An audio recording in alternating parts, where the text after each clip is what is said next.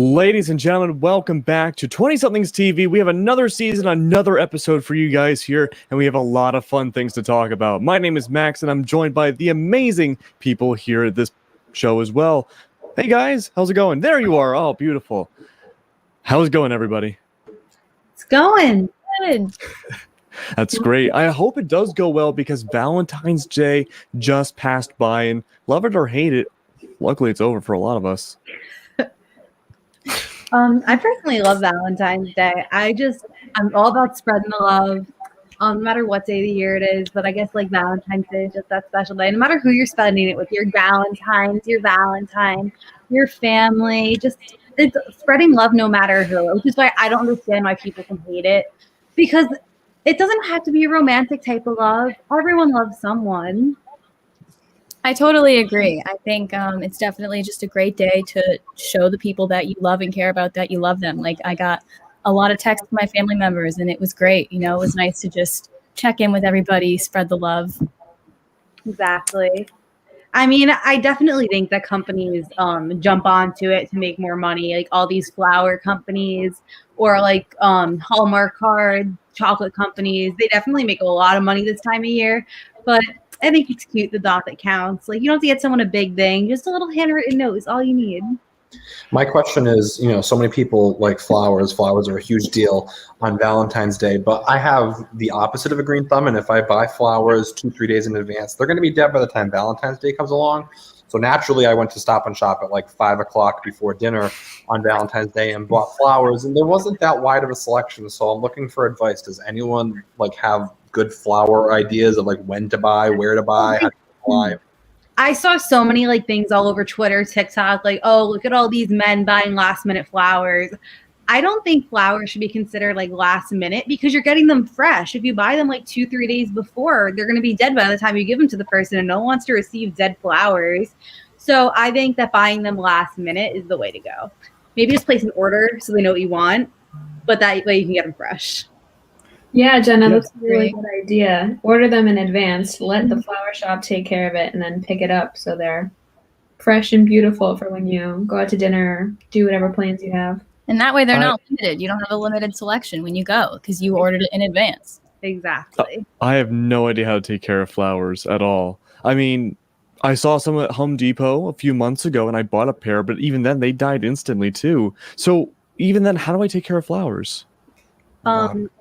I usually just throw them in a vase with some cold water and the little flower food packet that comes with it, which, if you didn't know, is literally just sugar and bleach. So if you don't have that, you can just spray some bleach and some sugar. And that's bleach. Yeah, I don't know what it does, but it does something. It keeps them more colorful, more lively. It does its thing. But when it comes to preserving flowers, that is not my cup of tea. I received flowers in October, and I said, oh my God, these are so cute. I want to preserve them and keep them. So I pressed them in a textbook, and I found them today, and they literally molded in the textbook. And the textbook is stained. I can't read a good 50 pages, but it's fine. Michael, you have to you gotta spray bleach on that right now. So it's not mine, but everyone I lived with, they all love flowers, and they have flower subscriptions even online. I think my friend Annie, what'd you say? A plant, whatever. I'm sorry, plants, flowers, tomatoes. I don't give a crap. So they have subscriptions though, where you can sign up and they send you a different plant each month, and they'll just show up in the mail. So my friend Gavin, he got little cactuses or cacti, whichever you prefer, the other day, and then we've got this. Natalie, what is this? I don't know. Okay. I don't know, this morning, listen, I come downstairs this morning. Well, I don't come downstairs because I live downstairs. I walk out of my bedroom, and Natalie's in the living room doing this to the plant. She's like, it's showing it that it can be strong. I'm strengthening it by challenging it. I'm not wrong. Natalie, admit it. I did. No, is that your Valentine's? To emulate wind when they're outside. Yeah, someone just posted in the chat, I'm a plant whisperer. I don't think so, considering I've killed so many cactuses, but I heard you're supposed to do that to strengthen the roots. So, mind you, this is the same girl who makes fun of her neighbor because her neighbor back home said that you keep fish alive by taking a straw and blowing into the water. That's what you do. Yeah. No. Yeah, you do Don't that. underestimate the little home remedies. Exactly. You never know. They work wonders. Michael, maybe you guys should do that for your pet fish. But You it's guys been have done. It's Can been we see the done. fish? Can you see the fish? Do you want to see the fish? Yes, Yes. I do want to see the fish. I love fish. All right, then we got to move on because we're like derailing this like you wouldn't believe. This You is know not what? The fish is my Valentine's Valentine's. It's related fine. at Hold on. The fish looks dead. Oh, it's adorable. What kind of fish No, is it's it? like You cannot even see the fish. Oh. No, don't tap it. It scares the fish. Is it in there? I don't. No, you're scaring the fish. It's not moving, Max. Oh no. Wake up. Yeah, but if it's dead, it'll rise to the top. This is true. It's just. Kronk isn't looking too good right now. It's. Oh, I wonder if that anyone breaks has my a fear heart. of fish. I love fish. Michael, you That- banging on the desk reminds me of that little girl from Finding Nemo. Yeah. Wake up! Yeah. I was So speaking of, terrified of that character. oh, with her big scary. braces and everything, she was gonna eat me alive. Scary. Yeah, she's gonna shred me with those. But speaking of Finding Nemo, though, for Valentine's Day, what's like the best gift you can possibly give someone besides flowers? Because we've been doing flowers for so long. I want to do something new. A handwritten card. My grandma sent me a card. Written card. No idea where it is, but I got one. Oh, my grandma did too, actually. It's somewhere in my room. Aw. I mean, I've always wanted to write a song for somebody on Valentine's Day. Like, I think that'd be kind of interesting to do. That would be cool. Ooh. Be sweet. Do you have a rough draft yet? I do not, but you'll be the first one to hear it, Max. All right. So next Hell week, yeah. New segment. when we Yeah, have it's our own Matthew segment. on, the famous artist.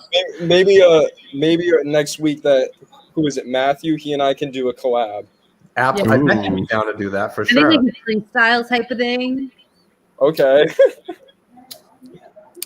You know, speaking of guitars, what's up? Oh, you good? Oh, well, speaking of guitars and love stories and stuff, I've always been afraid of guitar strings. Is that weird?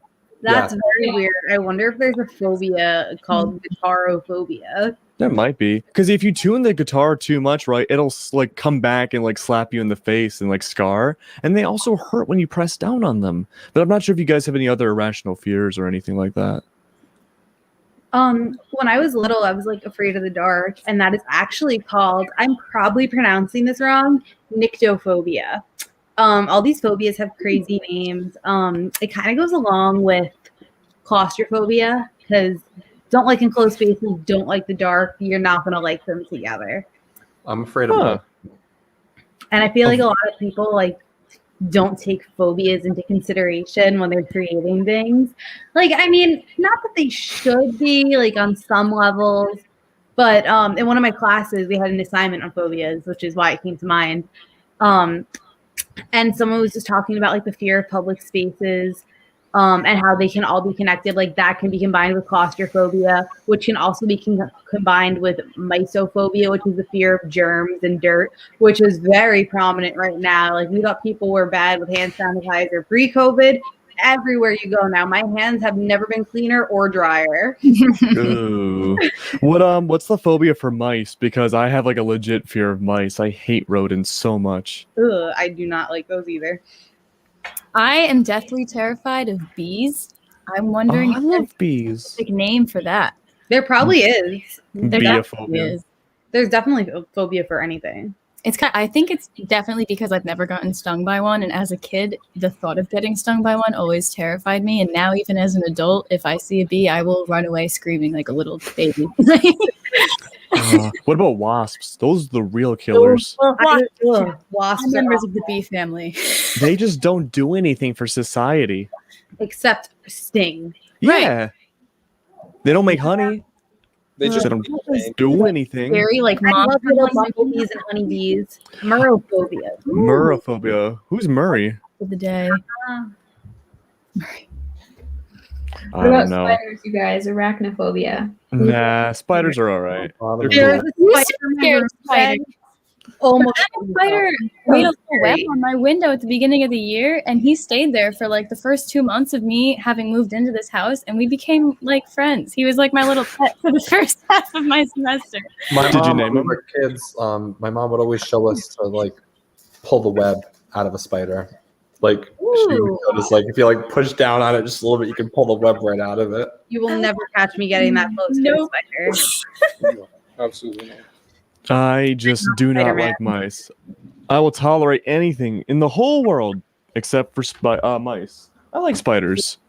Spiders are cool. I actually got I have a little tattoo of a spider. Oh, you have a lot of tattoos. I do have a couple, yeah.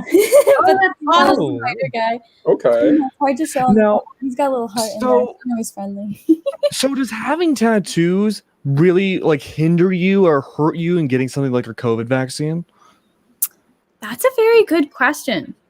What does hinder mean? What do you mean? Like, it would stop you, like, would the ink go through the vaccine or something? I mean, Michael, you just got your vaccine today. Yeah. Do you have tattoos? So I do not.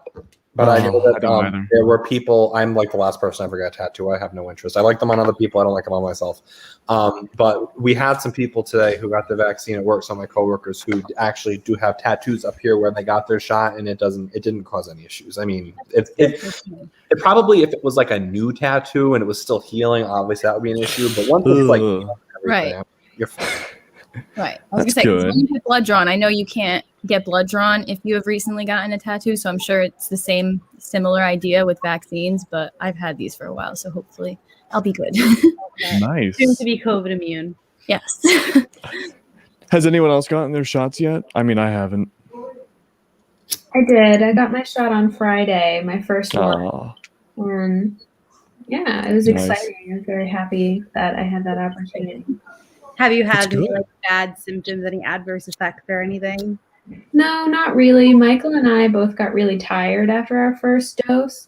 And after the second dose is when you start to feel like flu and COVID-like symptoms, but none of those are bad. It doesn't mean you have COVID, and it doesn't mean you can like spread it to somebody else. You're not really sick. You're like a fake sick. It's just your body reacting to the shot. It's because that's what a vaccine is. Any type of vaccine is some sort of dead virus, whether it be RNA or DNA, and it's essentially going into you and coding your body to be able to respond to that. So you're going to get sick no matter what type of vaccine you get. Yeah.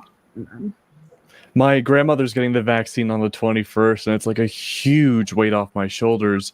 A whole year of this lady just cooped up in her house the whole time, just reading books all day. She could finally go outside.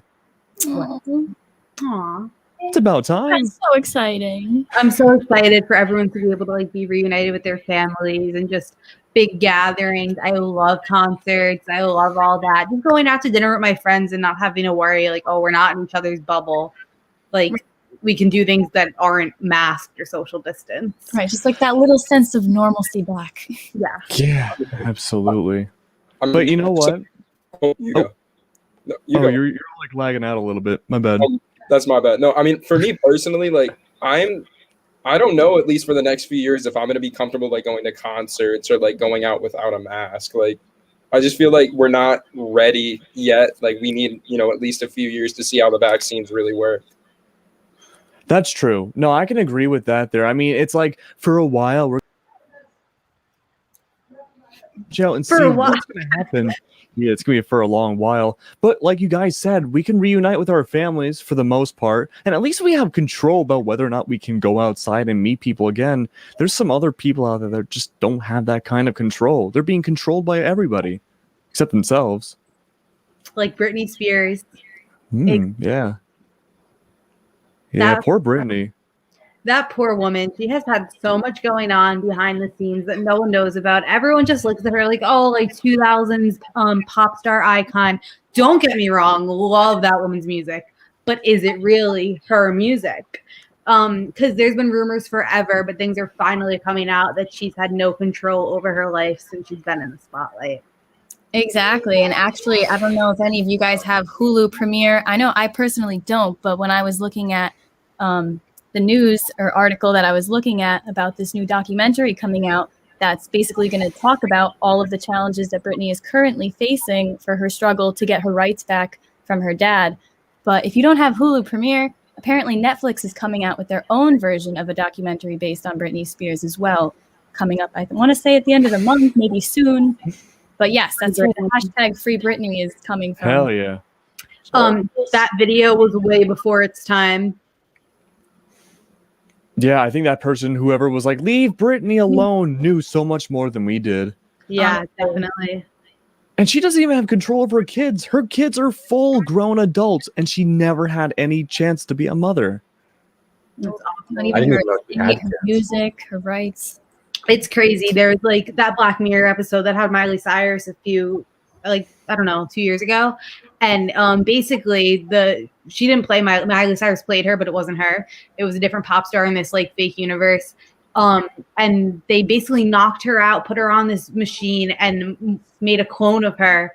And her mind was being completely controlled to make this clone operate. And it's kind of like that, but on a different, obviously not a clone perhaps, but It could be. Same type of mind control, though. That's kind of crazy. They were like foreshadowing almost like what was going to happen. people in the industry probably knew. Right.